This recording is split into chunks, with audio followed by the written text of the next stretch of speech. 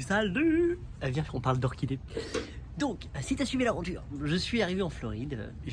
En ce moment, je viens jardiner en Floride. Donc, il y a plein de plantes tropicales que je ne connais pas du tout. Donc, tout ce que je vois derrière, là, je suis arrivé. Ah, c'est quoi. Bon, ça fait des années que je viens, que je fais des allers-retours en Floride, mais je découvre avec beaucoup de joie. Et depuis des années, on me parle des orchidées, des trucs comme ça. Et je sais que c'est là, dans un coin de ma tête. Je sais que les gens sont fascinés. J'avais un pote qui était complètement passionné. Il m'en a parlé beaucoup trop tôt dans ma vie. Genre, j'étais pas vraiment connecté dans les plantes et il voulait que me parler des orchidées. Je comprenais rien. Je m'énerve avec ces plantes. Mais c'est quoi ce truc? Et aujourd'hui, il faut que je le retrouve. C'est un Américain trop bien, avec une beubare comme as, tout trop beau. Enfin bref, à Philadelphie. Donc je vais essayer de le retrouver. Maintenant, lui dire oh, mais ça y est, je suis prêt. Parle-moi des orchidées. Donc bref, en attendant, je vais sur YouTube, je prends des livres à la bibliothèque, je questionne, je regarde et je vois. Dès que je vois orchidée, je m'approche, je mets mes yeux devant et je commence à regarder. Pour de vrai, une orchidée. Donc qu'est-ce que c'est? Donc tu dois connaître avec la tige comme ça et plein de super belles fleurs. Et ça, c'est une des formes classiques qui a été vendue, qui a été commercialisée. Et donc je suis fasciné par l'histoire de l'orchidée maintenant, ça c'est génial. Donc si tu connais rien du tout en orchidée, tu vas apprendre 2-3 trucs. Si tu connais très bien, je risque de dire des âneries, mais je suis en apprentissage. Voilà. Donc l'orchidée, je vais te le faire en même moment, comme ça tu le vois. Tu prends un pot quand tu as une orchidée, tu peux la soulever, tu la tiens, alors pas trop par les feuilles ou alors par les 2 feuilles. Tu essaies de faire très attention quand même, mais là à la base tu peux la prendre, tic tic, tu vois, hop, et tu peux tirer. Et quand tu tires, tout ce que tu vas faire sur les orchidées, c'est ausculter, regarder leur système racinaire, qui est leur système de vie en fait, qui est vraiment, c'est ça l'essentiel, c'est grâce à ça qu'elles vont s'alimenter, qu'elles vont faire la photosynthèse, etc. Donc les feuilles, elles servent à autre chose. C'est plus des feuilles classiques elles sont épiphytes, ça veut dire qu'en fait elles ne dépendent pas d'un sol, elles sont pas dans le sol, elles sont sur les arbres, elles sont perchées dans les airs et elles captent tous les nutriments par leurs racines qui s'exposent, qui viennent s'engluer. Donc sur les racines comme ça, tu as une partie quand elle va toucher le bois, si elle va se poser sur mon doigt, au contact, là où il y a le contact, il va y avoir des enzymes gluantes qui vont se créer et donc ça va coller et en fait elle va se coller, elle va se greffer à l'arbre un petit peu, aux plantes ou au support qu'elle peut prendre et de là elle va vivre. Et donc souvent les orchidées ne vivent pas, on les vend debout comme ça, en fait la plupart du temps elles vivent penchées comme ça de côté. Et de là va sortir son ambre florale et toutes ces belles fleurs, etc. Et ça, c'est un des modèles, mais il y en a tellement, je crois qu'il y a 1500 variétés, un truc de dingue, enfin, il y a plein de... Et il y en a dans la terre, il y a aussi des orchidées de sol, donc je vais t'en montrer. Mais je sais que j'en avais vu, moi, dans le Tarn, je voyais des fois, il y avait des orchidées qui sortaient comme ça, je me suis dit, oh, trop bien, une petite orchidée comme ça, c'était trop cool. Mais bon, sans plus, quoi. Et là, je m'intéresse aux épiphytes. Donc, quand tu ouvres comme ça, tu vas regarder les racines, et là, tu vas voir qu'il y en a qui sont toutes molles, ou qui sont séchées, ou qui sont mortes, etc. Et tu vois celles qui sont blanches, là, celles qui sont... si tu touches délicatement, c'est ferme, tu vois, il y a de la force dedans. Et en fait, donc ça, c'est la racine, mais c'est pas la racine. La racine, il y a un filament qui passe tout à l'intérieur. Et tout ça, c'est une enveloppe, je crois qu'on appelle le valumen de mémoire. Et que donc le valumen va s'arrêter, et qu'ensuite, tout autour, il y a une autre partie qui fait la photosynthèse. Donc toutes les... Comment on appelle ça, ceux qui font la photosynthèse, les bestioles, bref, la chlorophylle. Voilà, la chlorophylle se passe au niveau des racines. Donc des fois, les racines vont devenir vertes quand elles sont pleines de soleil, pleines de chlorophylle. Et quand elles blanchissent comme ça, c'est quand elles commencent à avoir soif. Alors, encore une fois, je te dis ce que j'ai cru comprendre, je ne suis pas sûr. Donc elles commencent à avoir soif et c'est le moment où tu vas les irriguer. Quand tu les cultives comme ça dans des pots, chez toi, dans différents substrats, tu vas essayer de mettre, il y a de la mousse, il y a des écorces d'un certain arbre qui est vraiment très bien, je ne sais plus lequel. Ils mettent des perlites, ils mettent des boules d'argile, du peu de charbon. Enfin bref, ils font un cocktail. Il faut que ça reste... il n'y a pas de sol, pas de compost qui est en train de se former. Donc c'est un substrat genre plus pour tenir le tout. Mais je me dis pourquoi ils mettent un peu de tous ces minéraux? Peut-être qu'il y a aussi une sorte d'absorption d'une façon ou d'une autre, parce que je pense qu'il faut aussi des sels minéraux de la nature. Quand c'est dans la nature, il y a plein de sels minéraux qui viennent par les pluies, par les coulures, le vent, le pollen, tous ces trucs-là qui atterrissent sur les racines. La racine, elle les chope. Donc quand elle est chez toi, eh ben, fais pas ça. Donc je crois que c'est là où il faut intervenir et soit le substrat devrait l'aider un peu, mais je pense que quand c'est en maison, a priori, il faut les fertiliser. Donc tu dois aller, alors naturel, le plus naturel possible si tu veux, mais a priori le plus simple, ils vont tous dans les magasins et ils te prennent un fertilisateur pour orchidée. Alors même si moi j'ai pas trop envie, je me dis ah non, moi je suis pour un sol vivant. Ben ouais, mais si j'arrive pas à lui filer les vraies conditions et que je la bloque comme ça et qu'il faut vraiment les pilules, bon je vais voir quand même ce que c'est. Je veux pas mettre de la cochonnerie non plus, mais bon, si ça fait si c'est comme ça que ça se fait, c'est comme ça que ça se fait, j'accepte, etc. Mais je vais forcément essayer de voir la façon la plus naturelle possible de le faire. Il y a un mec qui m'a dit vite fait, mais je suis pas sûr que ce soit pour cette plante-là. Il m'a dit tu poses une peau de banane dessus. Et en fait, donc je pense qu'il y a une façon d'alimenter, comme si peut-être j'imagine, hein, dans son milieu naturel. Une banane, une feuille de je sais pas quoi qui tombe dessus, ou un fruit qui tombe, qui se bloque là quand elle est comme ça, et qui va être en décomposition. J'imagine que les racines vont pouvoir pomper de ça. Donc, pourquoi pas lui mettre toi des fois enfin jouer avec les bestioles, etc. Mais a priori de l'eau toute simple, ça devrait suffire. Par contre, on m'a dit, le substrat, il faut le changer. Donc quand tu l'achètes, quand tu la prends, tu la ramènes dans le magasin, ou quand tu la trouves, tu regardes le substrat et généralement il faut le changer parce que il va se décomposer, c'est de la matière organique, c'est normal avec l'eau, etc. Ça va finir par se décomposer et a priori, le compost qui va se créer, donc la biologie qui va se développer, n'est pas propice aux plantes et en fait c'est pas le top parce que ça devient acide ou un truc comme ça. Bref, c'est pas le kiff du kiff. En vrai de vrai, les racines, idéalement, elles sont à l'air et elles arrivent à avoir tout par l'air. Donc, si toi tu les mets dans un pot, assure-toi que le substrat soit idéal. Encore une fois, je découvre, il y a de la sphaigne. Ah oui, la sphaigne, beaucoup de sphaigne que tu peux créer, c'est la mousse, mais que tu peux créer. Il l'achète sec comme ça, et je crois qu'il y a une nana, j'avais vu sur TikTok, qui le met dans une bassine en plastique, c'est les grosses bassines en plastique là pour mettre des aliments et des trucs. Elle met dedans, elle mise, elle le ferme, elle fait une mini-serre et que ça devient vert et que ça se multiplie, etc. Donc elle cultive sa propre mousse, ça peut être vraiment sympa à faire. Je pense pas pouvoir le faire ici. Ici, tu le chopes facilement des blocs comme ça de sphaigne. A priori, ça viendrait de Nouvelle-Zélande. Alors j'espère que ça bousille pas l'environnement, mais généralement toute cette industrie, c'est pas super, mais je me dis que c'est une bonne chose. Donc, si tu arrives à le cultiver toi-même, le top. Sinon, attends, pour mieux faire, tu achètes la meilleure des valeurs et tu peux.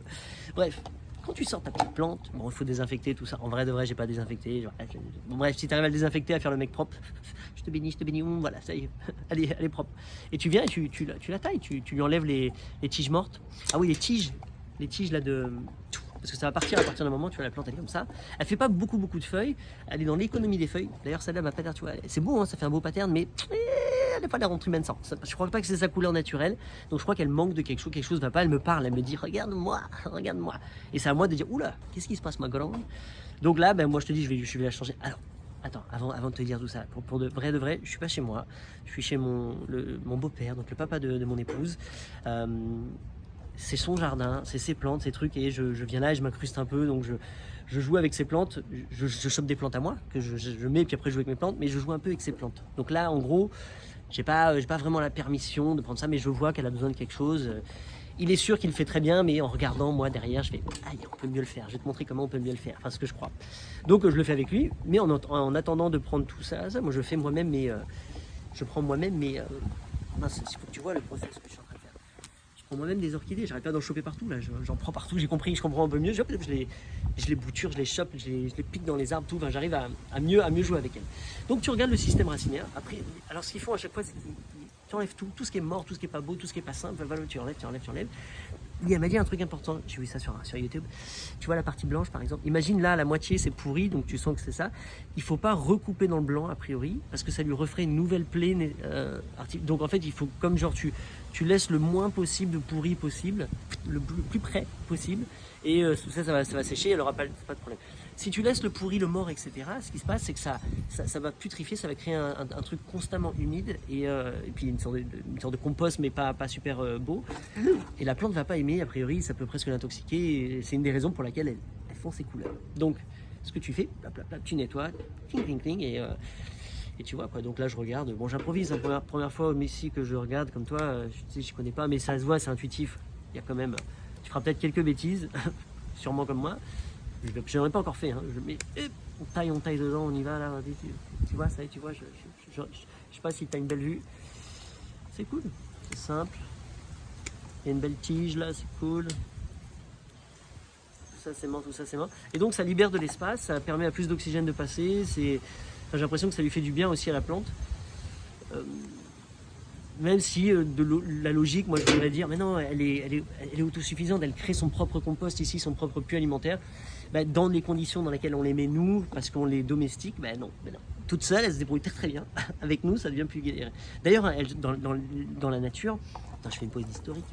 Dans la nature, elles se répandent dans le milieu tropical, bon partout, il y en a, je ne sais pas si en pôle Nord, mais bref, il y en a partout.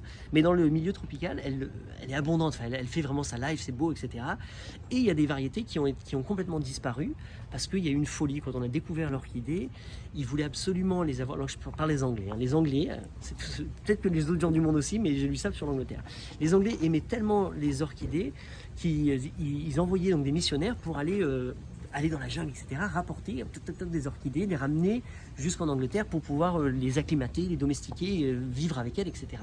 On les voulait dans nos collections privées, dans nos jardins botaniques et dans notre, dans le, tu veux l'avoir quoi, comme tu veux un chihuahua, il n'a rien à faire en France, si tu veux un chihuahua, tu as le droit d'avoir un chihuahua, tu peux le créer. Donc ils voulaient faire ça avec les plantes. Ils ont mis vachement de temps, vachement d'argent, des fortunes, c'était des trucs genre incroyables pour ramener ces plantes. Et à chaque fois qu'ils les ramenaient, il y en a plein qui crevaient ou ils ne savaient pas comment les faire vivre parce qu'ils ne connaissaient pas du tout. Et pour eux, une plante, ils ont compris que très tard, tout le monde beaucoup de temps, que la plante en fait n'avait pas besoin d'être dans du sol. En fait, elle était épiphyte. Enfin bref, magnifique. C'est toute cette histoire est tellement splendide. Je t'encourage à lire, c'est vraiment cool. Je pourrais en parler trop longtemps, c'est pour ça. À découvrir.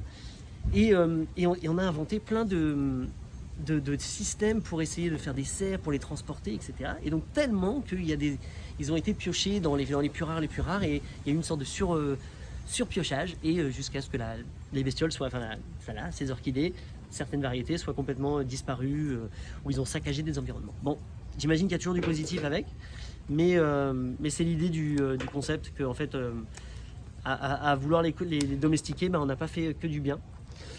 Donc voilà, donc désolé les filles. Voilà, allez, on va maintenant que c'est comme ça, eux ils te le rincent, peut-être que je devrais couper le gros morceau, mais ouais, je sais pas. Eux ils te le rincent abondamment, comme ça elle est bien toute fraîche, et ensuite ils changent le substrat, ils te mettent un nouveau substrat, etc. Donc moi je vais quand même garder le même parce que j'ai pas de substrat pour l'instant. Il faudrait que j'aille soit m'en faire un, soit en choper un déjà tout prêt, etc. Pour l'instant, le mieux que je peux, là j'ai la sphaigne, j'ai pas d'écorce d'arbre, j'ai pas d'argile, tout ça. Je fais toujours du mieux que je peux. Ça a fonctionné avant moi, donc si je peux améliorer, c'est super, mais si je peux déjà faire ce qui était déjà là, c'est cool. Au pire, on lui a fait juste une petite coupe de cheveux. Donc, tu en mets un peu dans ton pot. Excuse-moi, j'essaie de faire les deux trucs en même temps. Tu remets ta plante et tu essaies tout doucement de paquer, de faire en sorte qu'elle soit bien maintenue, toute seule, bien entre les... qu'il n'y a pas de trou d'air, etc. Donc, tu remplis. C'est pour ça qu'avec la sphaigne, c'est un peu plus délicat avec les autres billes. Ils prennent leur temps. Moi, j'ai vais peut-être un petit peu vite. Mais tu vois bien, ils viennent avec un petit stylo, blam, ils appuient. C'est vrai, prends ton temps. Je prends mon temps. Moi, je suis sur une vidéo, je suis pressé. Mais tu as le temps, toi. Donc, quand tu fais ça, tu prends ton temps, bim, tu la remplis. Et en fait, pour l'arrosage, donc tu viens arroser que dessus, ou alors tu le fais tremper. D'ailleurs, idéalement, bon, il y a des trous en dessous. Idéalement, il y a des fissures là. Ils te vendent des pots en métal, des pots en plastique, même en argile, à ceux qui font de la poterie, c'est cool. Et sur les côtés, il y a des fentes, il y a des beaux designs de fentes, etc. pour que l'air rentre, parce qu'elle veut un maximum d'air, etc. Donc tu veux pas que ce soit trop humide, tu veux pas que ça baigne dans l'eau. Tu veux que ça reste humidifié et que ça... En fait, tu veux que ça soit bien humide et que ça commence à sécher, et que ça... Tu veux ces respirations, a priori, c'est ce qui donne cette énergie à la plante, en fait, d'avoir ça. Donc pas tout le temps, pas toujours avoir de l'eau, elle n'a pas besoin. C'est bien d'avoir des périodes de sans, des périodes avec. C'est ce qui permet de faire l'expansion de la plante. Donc c'est à toi de gérer, donc c'est en regardant tes plantes un peu, en regardant la couleur des racines, que tu sais si tu dois arroser ou pas. Ils te disent de ne pas arroser ici, par-dessus, comme ça, parce que si l'eau elle commence à stagner ici, ça peut créer des pourritures, des machins, des trucs, et je comprends. Parce que dans la nature, encore une fois, elle est comme ça, donc l'eau ne reste pas vraiment dedans, l'eau, c'est cool, tu vois. Donc si toi tu arrives à les mettre comme ça chez toi, c'est cool, tu vois, tu te les installes, tu peux te les faire prendre. On m'a dit que quand le mélange est bien fait, tu peux normalement soulever le pot juste en tenant là, soit par les deux feuilles, soit par la tige. Donc si ça tient, c'est que c'est assez comme ça, donc c'est bon. Je peux en mettre plus, mais je t'ai dit, tu pourrais presque rien ne mettre. En fait, le support tient juste aussi à la caler. Et elle, tout doucement, je t'ai dit que les enzymes, ça va se créer. Mais on peut la mettre sur un bout de bois aussi. Tu vois, je les ai mis sur des bouts de bois. Attends, je vais te montrer un peu. Je vais te montrer ce que tu vois là. Ça, c'est sur un bout de bois là. C'est attaché, on l'attache avec la ficelle. Tu vois, ouais. Tu vois, boum, comme ça, et elle est là. Et donc là, les racines, tu vois, je viens de l'accueillir. Donc je vais aussi couper dedans un peu. Et tu vois, sur la gauche, il y a deux que je peux séparer. Donc je peux séparer ici, là, tac, et je peux ressortir ces deux et en faire une nouvelle. Et c'est ce que je vais faire là sur un autre truc. Tu vois, je suis en train de faire plein de bébés. Donc je m'amuse à faire des nouvelles plantes que je vais que je vais ensuite répondre, que je vais mettre sur les arbres, chez les gens, que je vais échanger, que je vais donner, enfin, voilà, ça va. Tranquille. Donc voilà, cadeau de la vie. Et puis voilà, et puis le reste, tout ce que tu chopes, tu le mets dans ton compost, tu vas mulcher d'autres plantes, enfin tu en fais du mieux que tu peux. Et puis voilà quoi. Et donc t'arroses, oui, avec de l'eau. Ah oui, pas de l'eau froide. Pas de l'eau froide, parce que c'est une plante qui a l'habitude d'être arrosée par la pluie. Et la pluie où elle vit dans les tropiques, c'est tiède, c'est pas chaud, c'est tiède, c'est bien. Donc l'eau à température ambiante minimum, pas d'eau froide, etc. A priori, ils te disent dans certains sites ou sur certains trucs que tu mets des glaçons et qu'en fait, mais non, mais même pas des glaçons, la plante n'aime pas du tout. C'est pas parce que c'est genre pour dire, ça demande très peu d'eau. Tu mets deux glaçons et ça y est, t'oublies. Ben non, c'est pas comme ça. Tu mets pas des glaçons. La pauvre, c'est une tropicale, mais pas dans la neige. Sinon, ça fait comme dans Rasta Rocket. Et ça casse ces trucs qu'elle aime pas. Ça peut faire des brûlures d'ailleurs sur les racines. Tu peux voir des petites brûlures, des trucs comme ça. Bref, et tu l'arroses et puis tu la laisses sécher un peu et puis tu la reprends et puis hop, tu la trucs, puis tu regardes et de temps en temps tu vois. Et pour le fertilisant, oui, soit c'est des petites granules que tu mets dans de l'eau et ça te fait une potion et donc tu peux aller en mettre là à toutes tes copines. J'ai entendu entre genre toutes les 2 semaines ou de toutes les semaines à une fois par mois à une fois par an, un truc comme ça. Bon, donc tu vois, tu regardes. Juste, moi je te conseille, regarde ton intention. Qu'est-ce que tu veux quand tu mets du fertilisant? Qu'est-ce que tu veux faire avec la plante? Et je t'encouragerais à pas la booster, à pas la brusquer en fait, donc à moins lui donner que ce que tu crois en fait. Juste soit équilibré. T'as pas besoin de booster. Souvent je vois qu'on fait ça aux plantes pour plus et en fait je me dis j'ai l'impression qu'il y a une sorte de force. Et je dis tranquille, laisse-la, donne-lui ce qu'il faut, parfait, laisse-la elle s'épanouir à sa façon, à son rythme. Pas besoin de presser les choses parce que généralement on brûle. À vouloir presser, à vouloir trop faire, bah tu vas voir ta plante, elle va prendre des couleurs bizarres, ça va la choquer. C'est un peu quelqu'un qui mange trop quoi. Ça va être mec, fais une cure là, ça va pas ton corps. Donc voilà, que te dire d'autre? Oui, après là donc quand le spike en anglais, donc cette tige, ce qu'on appelle spike, je sais pas comment ça se dit en français, se développe avec toutes ces fleurs. Là a priori tu regardes dans la fleur et bah, c'est trop beau là. Je regarde plein de fleurs d'orchidées et ça fait tout le temps des formes, tu vois des pigeons, tu vois des trucs, tu vois des c'est beau, c'est beau. Il n'y a pas vraiment d'odeur pour l'instant, j'ai pas noté d'odeur. J'essaie de mettre le nez, je fais je les vois pas. Je connais pas. Donc en tout cas c'est cool. Et là je regarde celles qui sont du sol. Je te montre vite fait celles du sol. C'est cool. Pareil, je l'ai bouturé à donf. 3, 2, 1. Tada! Donc tu vois là il est dans un pot. Ça fait comme ça. Je sais pas si tu vois bien parce que c'est le jour. Et là t'as la belle fleur. Tiens, voilà la belle fleur. C'est bon. Ça fait des trucs trop bien à l'intérieur. Tu regardes, on dirait un oiseau, tout. Enfin, c'est une sorte de colibri, une fée. Si tu prends vraiment l'orchidée, tu regardes comment elle a dispatché ses couleurs, tout. C'est génial. Et donc, je te montre dessus. Et donc de là, tu vois, ça fait un trou comme ça. Et en fait, elle se fait des grappes comme ça. C'est des petits bulbes qui, chaque année, grandissent, prennent de l'espace. Et j'ai remarqué, plus je viens piocher dedans, à droite, à gauche, comme ça, lui récolter pour aller en faire des nouveaux, plus elle augmente, elle prend de la place rapidement, plus elle est saine en fait. Donc c'est comme si c'est bien de la tenir en mouvement, de créer le mouvement de la plante comme ça. Donc ça c'était l'autre, tu vois, et je viens, je prélève, et donc l'espace au milieu là, et ben ça va pousser, il y a une autre qui va pousser, hop, tiens, je te remets celle-là, là.